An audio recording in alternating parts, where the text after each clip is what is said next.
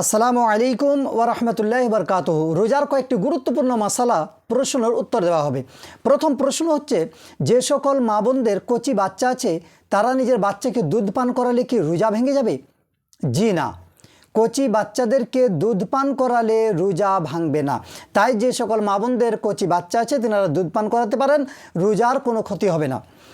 2 নম্বর প্রশ্ন হচ্ছে, কেউ যদি নাপাক অবস্থায় অপবিত্র অবস্থায় সেহরি খান, সেই নাপাক নাইট ফলস এহতালাম স্বপ্নদোষের কারণে হোক বা স্বামী স্ত্রী মিলন করার কারণে হোক, যদি নাপাক অবস্থায় সেহরি খায় তাহলে কি রোজার কোনো ক্ষতি হবে? জি না, রোজার ক্ষতি হবে না। নাপাক অবস্থাতে অপবিত্র অবস্থায় রোজা রাখলে রোজা হয়ে যাবে, কিন্তু অপবিত্র অবস্থায় থাকলে আপনি ফজরের নামাজ যদি না পড়েন, তাই নামাজ না পড়ার কারণে আপনার গুনাহ হবে। কিন্তু অপবিত্র অবস্থায় নাপাক অবস্থায় যদি কেউ সেহরি খায় তাহলে রোজা হয়ে যাবে, রোজার কোনো ক্ষতি হবে না।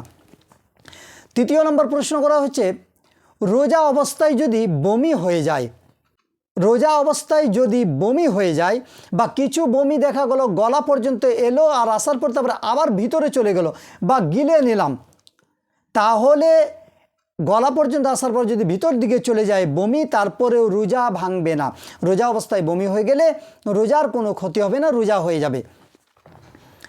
তারপরে প্রশ্ন হচ্ছে, থুতু বা খাকার যদি গিলে নেওয়া হয়, আমরা মসজিদে দেখি সালাম ফেরানো পরে সমস্ত মুসল্লি বাচ্চা থেকে শুরু করে বড় পর্যন্ত যারা খুব ভালো জানে তারা নয়, সব ছুটে থুতু ফেলতে যায়।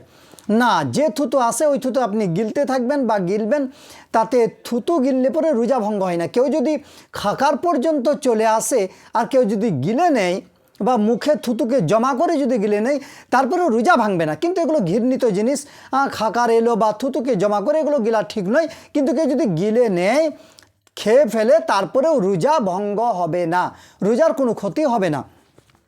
আর একটা গুরুত্বপূর্ণ মশালা হচ্ছে, যদি মা বোনরা ট্যাবলেট খেয়ে মেন্স মাসিককে বন্ধ করে কিছুদিন সময়টাকে আরও আগে করে দেয়, যে আমি সেই মা বোনের ইচ্ছাকে আমি ওষুধ খেয়ে মেন্স মাসিককে বন্ধ রেখে কিছুদিন 1 মাস রোজাকে কমপ্লিট রাখবো, 1 মাস পূর্ণ রোজা রাখবো, তাহলে কি রোজা হবে? জি হ্যাঁ, ঔষধ খেয়ে মাসিক মেন্সকে যদি কিছুদিনের জন্য বন্ধ রাখে বা সময়টা ডেটটা যদি অল্প আগিয়ে দেয়, আর এরকম করে কি সম্পূর্ণ রমজান মাসে রোজা মা বোনরা রাখতে পারে? জি, যদি ট্যাবলেট খেয়ে মেন্স বন্ধ করে রোজা রাখে তাহলে রোজা হয়ে যাবে, রোজার ক্ষতি হবে না। কিন্তু ওষুধ খেয়ে মাসিককে মেন্সকে বন্ধ করা, এটা মা বোনদেরকে বলবো আপনাদের শরীরের পক্ষে ক্ষতিকারক, তাই না করাই ভালো। কিন্তু কাউরি যদি ইচ্ছা হয় না আমি 1 মাস রোজা রাখবো, ওষুধ খেয়ে আমি মেন্স মাসিককে বন্ধ করব, রোজা হয়ে যাবে, রোজা আর কোনো ক্ষতি হবে না। তারপরে প্রশ্ন হচ্ছে, ভুলবশত আমি যে রোজা রেখেছি এটা আমার মনে নেই, আমি কিছু খেয়ে নিলাম, কিছু পান করলাম বা স্বামী স্ত্রী মিলন করে ফেললাম, আমি রোজাদার এটা আমি জানি না, তাহলে রোজা ভাঙবে না, রোজার কোনো ক্ষতি হবে না। কিন্তু কিছু খাবার খাচ্ছেন, এখন মুখে আছে, আপনার মনে পড়ে গেল বা কেউ মনে পড়িয়ে দিল, তখন মুখেরটা আপনি আর গিলতে পাবেন না, সঙ্গে সঙ্গে ফেলে দিতে হবে। যদি সেটাকে গিলে ফেলেন তাহলে রোজা ভেঙে যাবে। কথা বুঝতে পারলেন? তো যখন মনে পড়বে তখন সেটাকে মুখ থেকে ফেলে দিতে হবে। আর এগুলো ছিল অন্যদের তরফ থেকে প্রশ্ন রোজার। আর আমার তরফ থেকে একটা গুরুত্বপূর্ণ প্রশ্ন সকল ভাই বোন, সকল আব্বা ও ভাইদের জন্যে, মা ও বোনেদের জন্যে।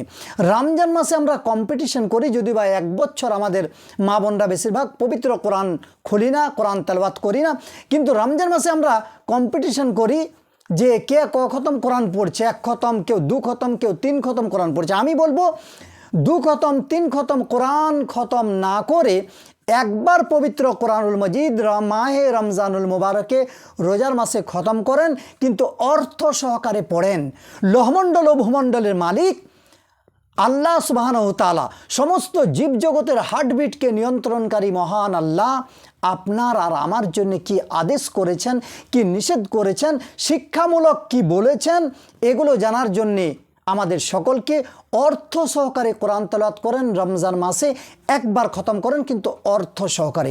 আল্লাহ সুবহানাহু ওয়া তাআলা এই সমস্ত জিনিসকে, এই অধমকে, তারপরে সমস্ত মুসলমানকে মানার তৌফিক দান করুক। সকলে মিলে বলি আল্লাহুম্মা আমিন।